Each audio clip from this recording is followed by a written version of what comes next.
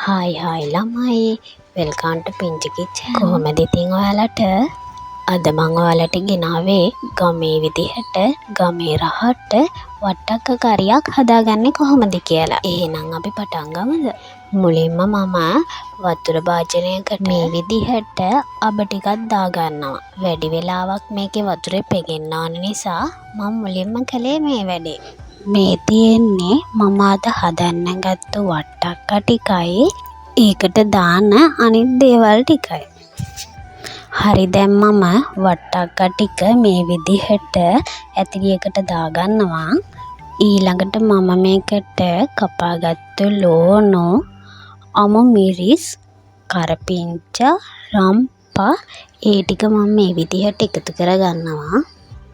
ඊළඟට මම ලුණු, මිරිස් කුඩු, තුනපහ කුඩු, කහ කුඩු, ගම්මිරිස් කුඩු, උළුහාල් ටික එකතු කරගෙන මම මේ විදිහට වතුර ටිකක් දාලා මේක මේ විදිහට ලිපෙන් තියාගන්නවා. ඊළඟට මම පෑන් එකක් ලිපේ තියාගෙන ඒ ගාගත්තු පොල් ටිකකුයි කැකුළුහාල් පොඩ්ඩකුයි දාගන්නවා මේ විදිහට.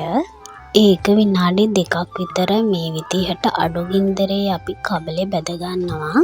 ඒක බැදගත්තාම මෙන්න මේ වගේ පාටක් තමයි එන්නේ. ඉතින් මෙන්න මේ පාට වෙනකන් අපි මේක හොඳට මේකේ බැදගන්න ඕනේ. මේ වෙලාවේ මේකෙන් මාරම සුවඳක් එනවා ළමයි. පේනවා නේද? ඔන්න මන් දැන් ඒ ටික මට ඕන ගන්නට බැදගත්තා. දැන් බ්ලෙන්ඩර් ජාර් එක අරගෙන අපි මේ බැදගත්තු ටික ඒකට දාගන්න. අයියෝ, හදිස්සියට මගේ අතින් ඒක හැලුණත් එක්ක.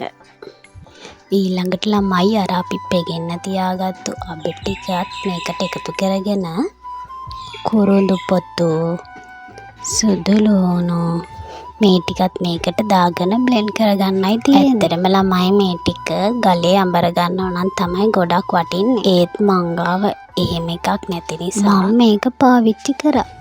මේ තියෙන්නේ අපි ඒ ටික බ්ලෙන්ඩ් කරගත්තට පස්සේ පේන විදිහ. ඇත්තටම මේකට වතුර ටිකක් දාලා බ්ලෙන්ඩ් කරා නම් අපිට තව මේක ක්‍රීම් එකක් වගේ හදාගන්න මම ඊළඟට පොල් කිරි ටිකක් මිරිකගෙන ඒ කිරියකට අර අපි බ්ලෙන්ඩ් කරගත්තු ටික මේ විදිහට දාගත්තා. දැන් ඔන්න අපි ලිපේ තියාගත්තු අපේ වට්ටක්ක එක හොඳට තැම්බිලා තියෙනවා. දැන් මම අර අපි හදාගත්තු කිරියක මේකට මේ විදිහට එකතු කරගන්නවා.